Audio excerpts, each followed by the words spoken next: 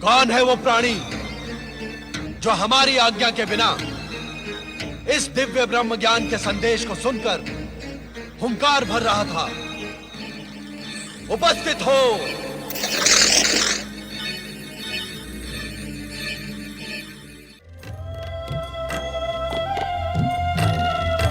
स्वामी, आपके संग रहने पर समय का पता ही नहीं चलता। गगन विहार करते करते पूरी रात्रि बीत गई। देवी पार्वती, पूर्व दिशा से उगने वाला आज का सूर्य आपके लिए ब्रह्म ज्ञान का महान संदेश लेकर आया है। तो क्या ब्रह्म ज्ञान मुझे आज ही मिलेगा? हाँ देवी, हमने निश्चय किया है कि इन्हीं हिममणित पर्वत श्रेणियों के एक हिम पाषाण कंदरा में हम तुम्हें वो ब्रह्म ज्ञान प्रदान करेंगे जिसे पाने की आकांक्षा में विगत कई दिनों से तुम्हारे हृदय में द्वंद्व चल रहा है।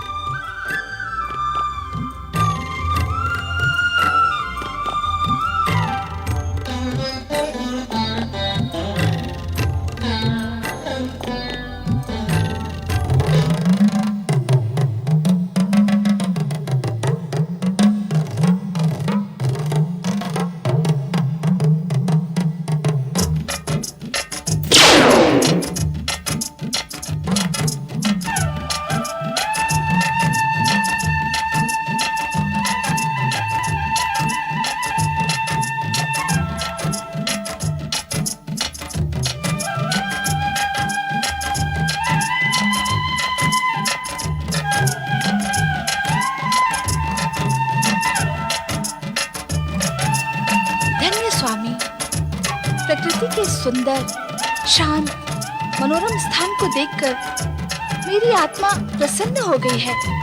देवी पार्वती, ब्रह्म ज्ञान प्राप्त करने के उद्देश्य से तुम जिस गुफा में खड़ी हो वो प्रकृति के गूढ़तम रहस्य से भी अधिक गूढ़ और रहस्यमयी। इस सुंदर स्थान की ऐसी क्या विशेषता है स्वामी?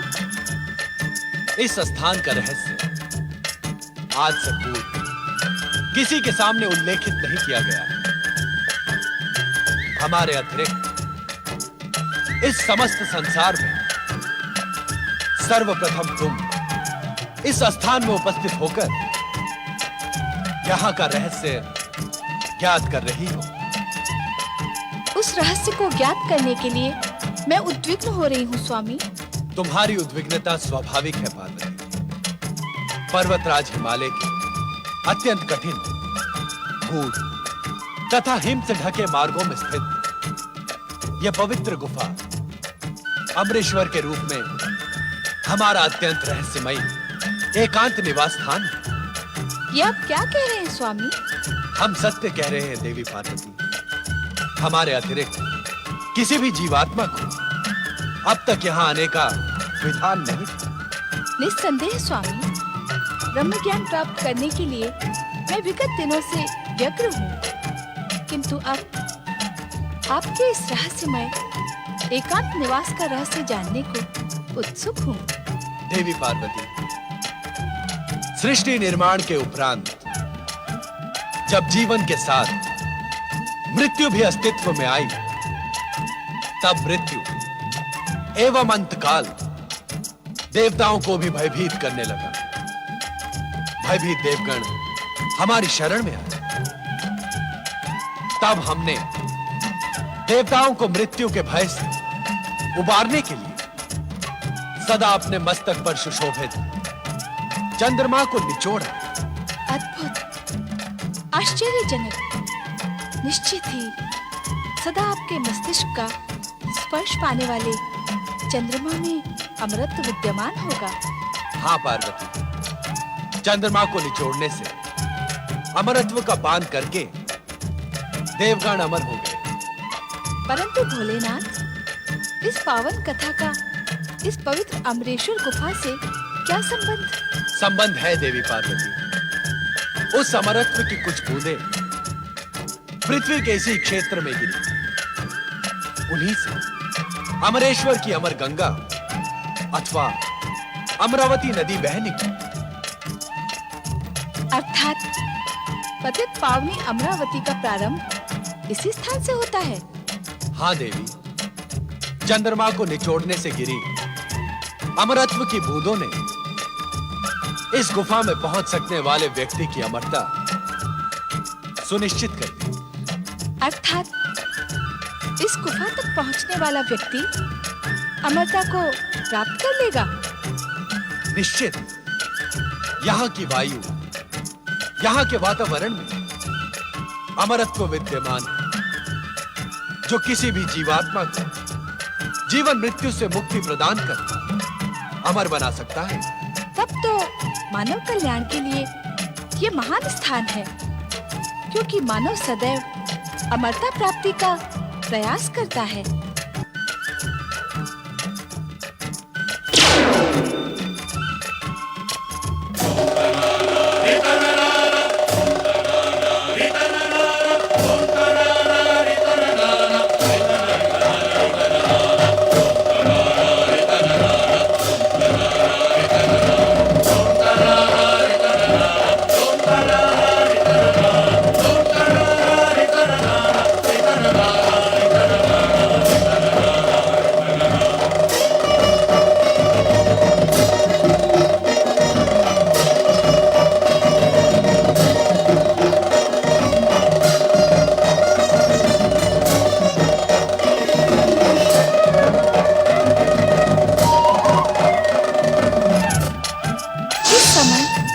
डमरूनाथ क्यों स्वामी? देवी पार्वती, जिस प्रकार इस पवित्र गुफा में आने वाला जीव अमर हो सकता है, उसी प्रकार किसी भी जीव के कानों में दिव्य ब्रह्म ज्ञान पड़ जाने से वो ब्रह्मज्ञानी बन इस सृष्टि की समस्त व्यवस्था को छिन्न भिन्न कर सकता है। किंतु डमरूनाथ से क्या होगा? इस डमरूनाथ के भीषण स्वर से इस गुफा के आसपास रहने वाले जीव जंतु दूर भाग जाएंगे। क्या जीवन यहाँ भी है स्वामी? आश्चर्य है कि यह प्रश्न हमसे पर्वत नंदिनी पार्वती पूछ रही है। देवी, जीवित रहने की आकांक्षा जीवात्मा को कहां-कहां ले जाती है, यह जानकर आपको अपार आश्चर्य होगा। आश्चर्य तो मुझे इस गुफा को देखकर भी हो रहा है स्वामी। हम इसी आश्चर्यचकित करने वाले स्थान पर आपको ब्रह्म ज्ञान का अमर संदेश प्रदान करें। इसी कारण भविष्य में यह गुफा अमरनाथ धाम के रूप में प्रसिद्ध होगी। जय अमरनाथ धाम। आज हमारे प्रिय मास श्रावण की पूर्णिमा है। आज के दिन जो श्रद्धालु शिव भक्त हमारी प्रेरणा प्राप्त कर यहाँ हमारे प्रतीक शिवलिंग के दर्शन करेगा, उसे अमरता के साथ ही साथ वैसा ही दिव्य ज्ञान प्राप्त होगा जैसा अब हम तुम्हें प्रदान करेंगे। अर्थात क्या अब प्रत्येक वर्ष श्रावण पूर्णिमा पर यहाँ आपका प्रतीक पूर्ण हिम शिवलिंग अवतरित होगा? हाँ देवी, आज से प्रत्येक वर्ष श्रावण माह में चंद्रमा के बढ़ने के साथ ही साथ मेरा प्रतीक हिम शिवलिंग अवतरित होकर पूर्णिमा के दिन पूर्ण होगा तथा चंद्रमा के घटने के साथ ही अमावस्या तक मुझ में विलीन हो जाएगा।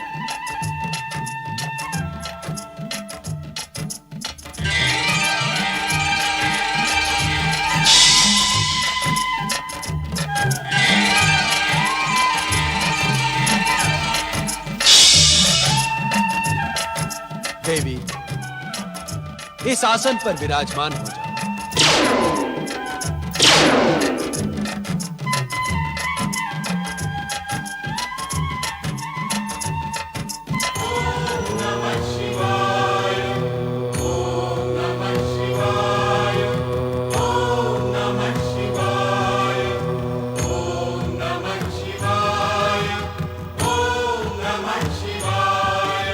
ब्रह्म ज्ञान की कथा अत्यंत रहस्यमयी तथा कठिन है।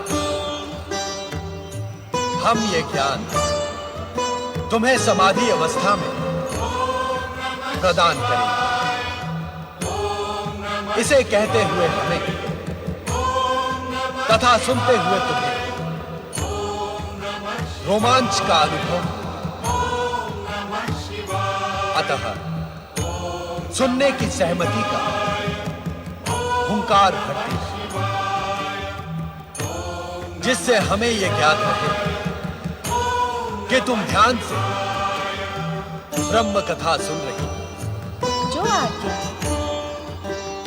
शक्ति स्वरूपा पार्वती, तुम्हें यह ज्ञात हो कि पूर्व काल में हमने अपने निर्गुण दिव्य तेज से पंचक्रोशी नगरी का निर्माण किया। इसी पंचक्रोशी नगरी में श्री हरि विष्णु पुरुष के रूप में प्रकट होकर हमारे पंचाक्षरी मंत्र का प्रणव सहित ब्रह्म ज्ञान की साधना करते हुए जप करने लगे। ओम नमः शिवाय। हमारे इस पंचाक्षरी मंत्र के निरंतर जप से एक दिव्य ध्वनि का निर्माण हुआ। उस दिव्य ध्वनि से आनंद की लहरें उठने लगी। श्री हरि विष्णु का संपूर्ण शरीर इस आनंद लहरी का अनुभव करने लगा।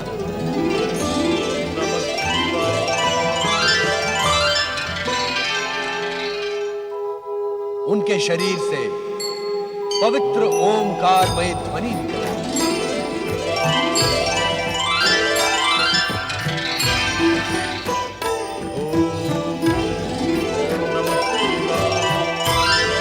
ये ओमकारमय ध्वनि इस बात का संकेत है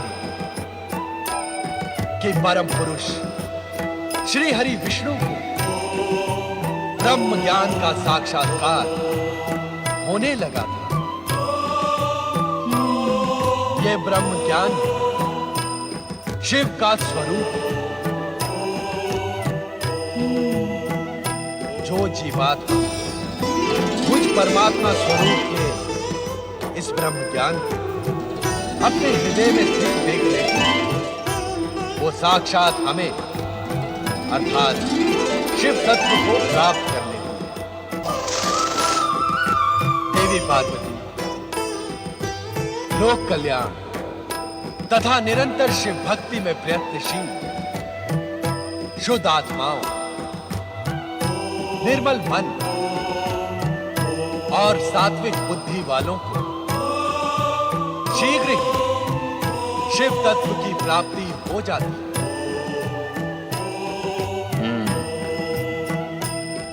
सृष्टि के कण कण में शिव तत्व की अनुभूति,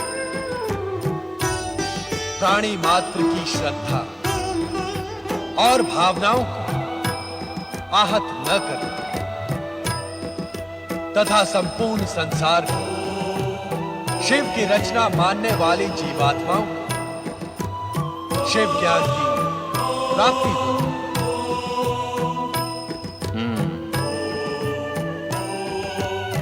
अपने को श्रेष्ठ और दूसरे को निकृष्ट न मानना, तप, जप और पवित्रता की ओर अग्रसर होने वालों के मार्ग में बाधक न बनने वाली अहंकार रहित जीवात्माओं को शिव भक्ति की प्राप्ति होती है।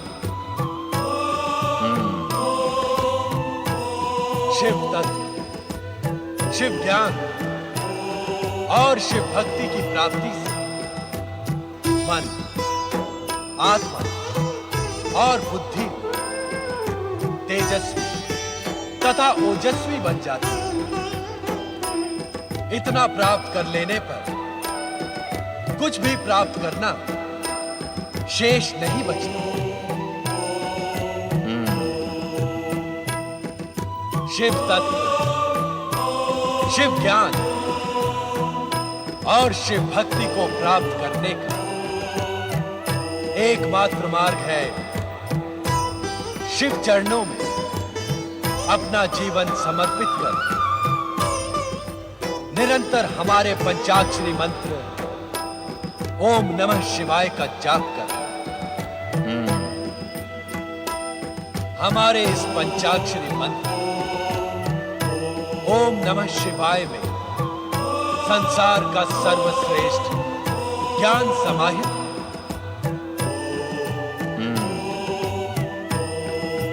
ओम अग्र पूजा को समर्पित त्रिदेवों का प्रतीक आदि स्वर शिव जीवन के कल्याण का स्वरूप है तथा उस कल्याण रूपी शिव स्वरूप नमन ब्रह्म रूपी शिव को प्राप्त करने का सर्वोत्तम उपाय है। यही ब्रह्म ज्ञान का सत्य है, यही शिव की सुंदर रचना है।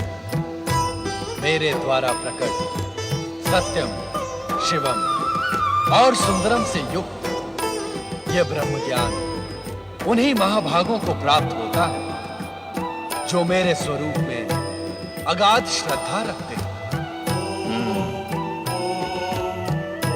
मेरी आज्ञा अनुसार धर्म मार्ग पर चलने वाले प्राणी मेरी ही कृपा से मल एवं माया से मुक्त होकर मेरे परमानंद सच्चिदानंद स्वरूप में लीन हो जाते हैं।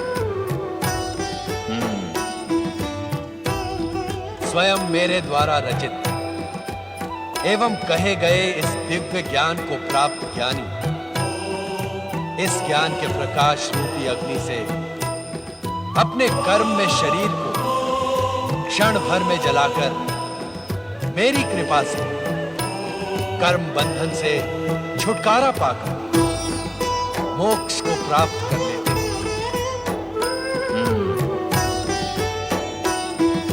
तब इस सृष्टि का गोपनीय से गोपनीय रहस्य भी उसके सम्मुख रहस्य नहीं रह जाता, कारण कि वो स्वयं शिव तत्व प्राप्ति का प्रतीक बन जाता है। यही है परम दिव्य ब्रह्म ज्ञान जिसे पाकर तुमने अपनी आत्मा को मुझ परात पर ब्रह्म में समाहित कर दिया है। अब तुम स्वयं शिव तत्व, शिव ज्ञान और शिव भक्ति की प्रतीक हो।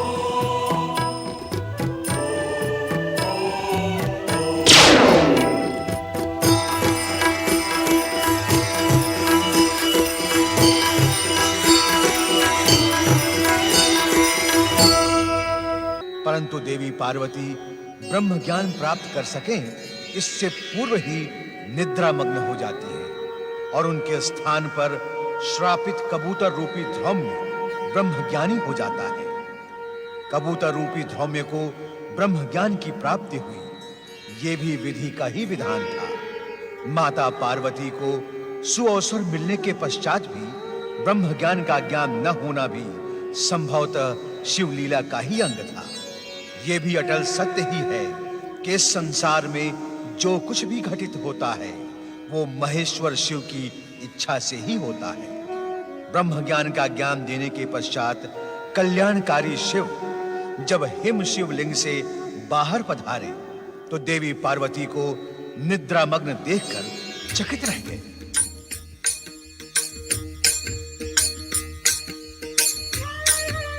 तुम सो रही हो पार्वती, तुम अपनी निद्रा को रोक न सके।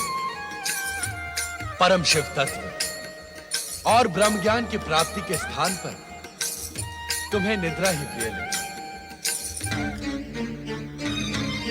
आश्चर्य है, हमारे प्रत्येक वचन पर हुंकार कौन भर रहा था? कौन है वो प्राणी जो हमारी आज्ञा के बिना इस दिव्य ब्रह्म ज्ञान के संदेश को सुनकर हुंकार भर रहा था? उपस्थित हो।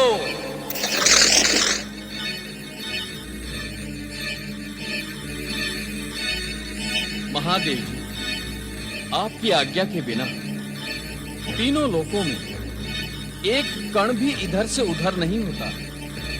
मुझे आपके डमरू नाद द्वारा इस स्थान पर पहुंचने का संदेश मिला। क्या आपकी इच्छा के बिना कपोत जैसा साधारण प्राणी इस भयानक शीत प्रदेश में एक क्षण में जीवित रह सकता है? इसके उपरांत भी यदि मैंने आपकी आज्ञा का उल्लंघन किया हो तो आप मुझे दंड दें भोलेनाथ। मैं पापी आपके दंड का ही योग्य हूं स्वामी। मन छोटा न करो ध्रुव। ये सारी माया हमने तुम्हें शाप मुक्त और ब्रह्म ज्ञान देने के लिए ही रची थी। ब्रह्म ज्ञान के लिए तुम्हारी पात्रता पहले ही निश्चित हो गई थी। अब तुम अपने गुरु के शाप से मुक्त हुए। ब्रह्म ज्ञानी ध्रुव ने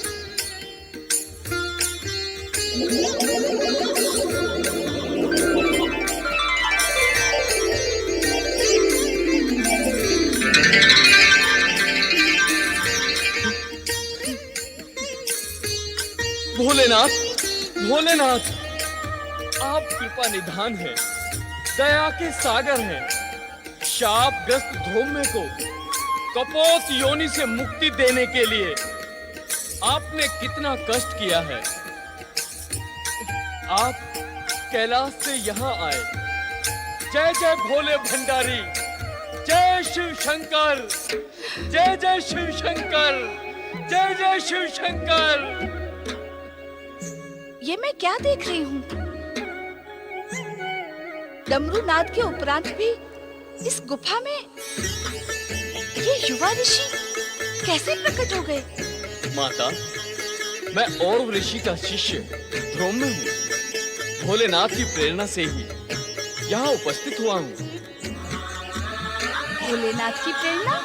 हाँ माता, मैं शापग्रस्त ध्रुव कपोत बनन आकाश में उड़ रहा था। तभी मुझे भोलेनाथ के डमरू नाद द्वारा इस स्थान पर पहुंचने का आदेश मिला। माता, आज भोलेनाथ की कृपा से मेरा पुनर्जन्म हुआ है। अन्यथा कपोत योनि से मुझे मुक्ति कौन प्रदान करता? मैं समझ गई स्वामी। इन्हीं ध्रुव ऋषि को शाप मुक्त कर ब्रह्म ज्ञान का उपहार प्रदान करने के लिए ही आप मुझे इस पवित्र अमरनाथ गुफा में लेकर आए। किंतु मेरा दुर्भाग्य देखिए स्वामी, पाकर भी मैं उस दिव्य ज्ञान से वंचित रह गई।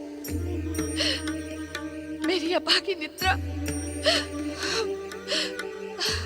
पश्चाताप न करो पार्वती। तुम्हारा निद्रा मग्न होना भी हमारी ही लीला का अंग था। ध्रुव ने, अब तुम अपने गुरु के पास जाकर उनकी उद्विग्नता का शमन करो। हमारी आराधना करते हुए भी वे दुखी हैं। उनका मन अस्थिर है। तुम उन्हें दिव्य ब्रह्म ज्ञान प्रदान करो जो तुम्हें हमसे प्राप्त हुआ है। हाँ ध्रुव में एक शिष्य का अपने गुरु के प्रति यही कर्तव्य भी है। एवं संभवतः आने वाला भविष्य इस बात का साक्षी होगा कि तुमसे अधिक मूल्यवान गुरु दक्षिणा किसी भी शिष्य ने अपने गुरु को प्रदान नहीं की।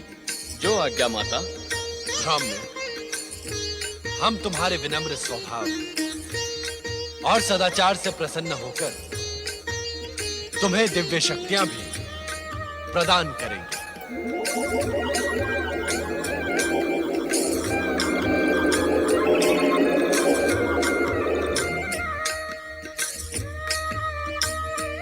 मैं आपकी इस महान कृपा के योग्य नहीं था भोलेनाथ।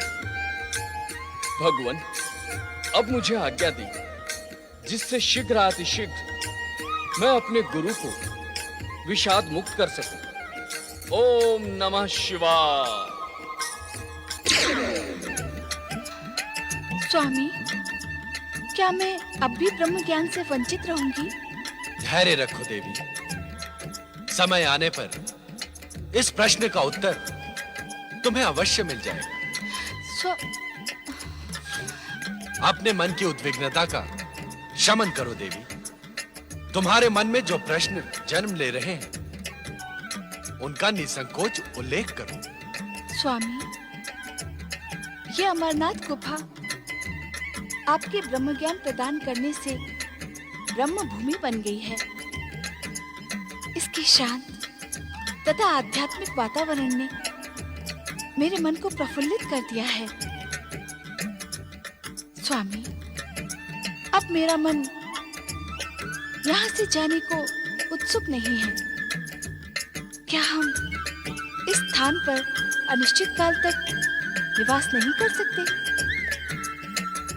तनिक अपने नंदी तथा अन्य शिव भक्तों के साथ ही उन प्रियजनों की भी चिंता करो पार्वती, जो अपने समस्याओं के समाधान के लिए हमारी शरण में कैलाश पहुंचते हैं। हमें कैलाश पर ना पाकर सभी भक्त एवं प्रियजन भी ब्रह्म ज्ञान के लिए प्रयत्नशील होंगे। इससे उन सबका कल्याण होगा।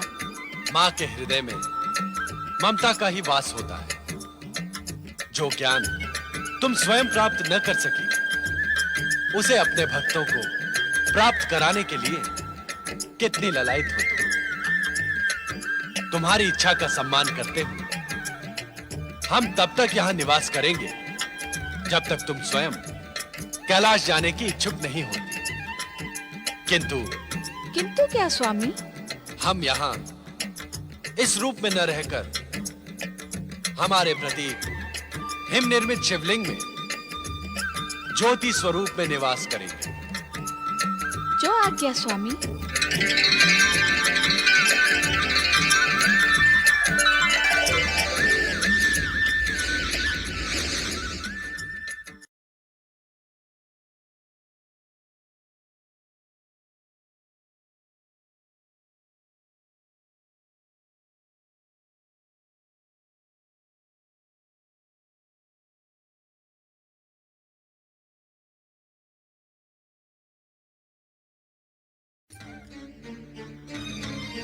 आश्चर्य है, हमारे प्रत्येक वचन पर हुंकार कौन भर रहा था?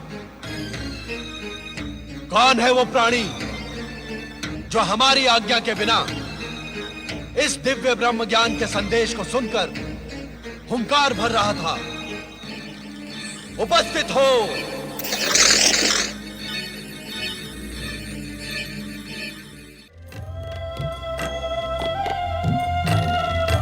स्वामी, आपके संग रहने पर समय का पता ही नहीं चलता। गगन विहार करते करते पूरी रात्रि बीत गई। देवी पार्वती, पूर्व दिशा से उगने वाला आज का सूर्य आपके लिए ब्रह्म ज्ञान का महान संदेश लेकर आया है। तो क्या ब्रह्म ज्ञान मुझे आज ही मिलेगा? हाँ देवी, हमने निश्चय किया है कि इन्हीं हिममणित पर्वत श्रेणियों के एक हिम पाषाण कंदरा में हम तुम्हें वो ब्रह्म ज्ञान प्रदान करेंगे जिसे पाने की आकांक्षा में विगत कई दिनों से तुम्हारे हृदय में द्वंद्व चल रहा है।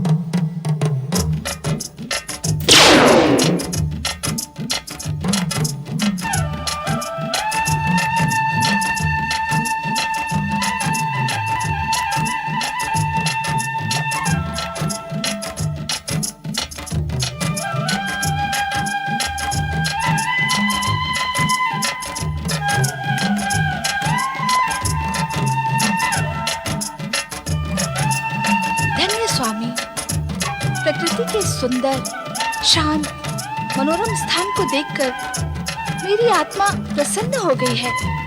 देवी पार्वती, ब्रह्म ज्ञान प्राप्त करने के उद्देश्य से तुम जिस गुफा में खड़ी हो, वो प्रकृति के गूढ़तम रहस्य से भी अधिक गूढ़ और रहस्यमयी। इस सुंदर स्थान की ऐसी क्या विशेषता है स्वामी? इस स्थान का रहस्य आज से पूर्व किसी के सामने उल्लेखित नहीं किया गया है। हमारे अतिरिक्त इस समस्त संसार में सर्वप्रथम तुम इस स्थान में उपस्थित होकर यहां का रहस्य ज्ञात कर रही हो। उस रहस्य को ज्ञात करने के लिए मैं उद्विग्न हो रही हूँ स्वामी। तुम्हारी उद्विग्नता स्वाभाविक है पार्वती। पर्वतराज हिमालय की अत्यंत कठिन, गूढ़ तथा हिम से ढके मार्गों में स्थित यह पवित्र गुफा अमरेश्वर के रूप में हमारा अत्यंत रहस्यमयी एकांत निवास स्थान है। ये आप क्या कह रहे हैं स्वामी? हम सत्य कह रहे हैं देवी पार्वती। हमारे अतिरिक्त किसी भी जीवात्मा को अब तक यहाँ आने का विधान नहीं था। निस्संदेह स्वामी, ब्रह्म ज्ञान प्राप्त करने के लिए